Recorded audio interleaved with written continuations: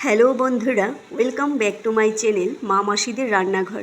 আজকে আমি আপনাদের দেখুন এই যে বড় মাছ, কাতলা মাছ, এই যে কাতলা মাছের পিঠের অংশগুলো দিয়ে একটি রেসিপি তৈরি করে দেখাবো। দেখুন, এগুলো হচ্ছে বড় মাছের একদম পিঠের অংশগুলো। এগুলো এখন আমি ছোট ছোট করে কেটে নেব। মাছের পিঠের অংশগুলো দেখুন খুব ছোট ছোট করে কেটে নিয়েছি।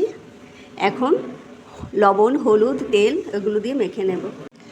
সরিষার তেল দিয়ে দিচ্ছি, লবণ, হলুদ গুঁড়ো,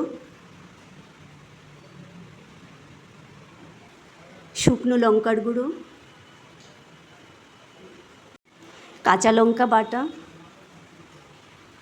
8-10টি কাঁচা লঙ্কা আধ ছেঁচা করে নিয়েছি, আদা বাটা, সামান্য পরিমাণে পেঁয়াজ কুচি,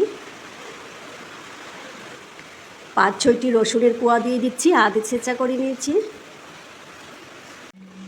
জিরা গুঁড়ো, ধনিয়া গুঁড়ো। এখন এগুলোকে খুব ভালো করে মেখে নেব।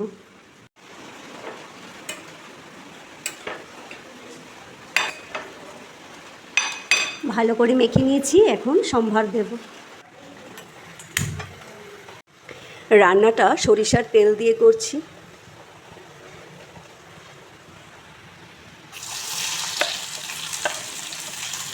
এখানে আমি 2টি বড় সাইজের পেঁয়াজ নিয়েছি।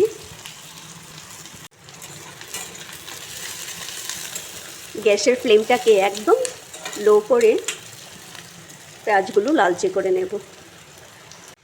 পেঁয়াজগুলো লালচে হয়ে গেছে, এখন মাছগুলো দিয়ে দিচ্ছি।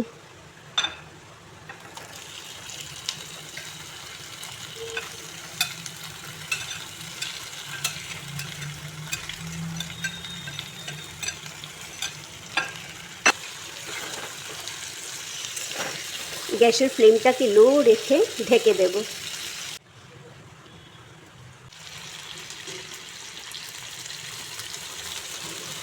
সামান্য পরিমাণে জল দিয়ে দিচ্ছি।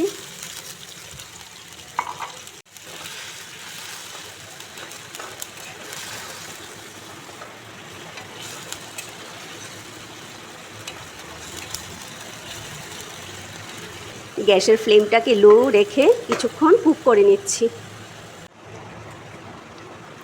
রান্নাটা হয়ে গেছে, এখন ধনিয়া পাতা দিয়ে নামিয়ে নিচ্ছি।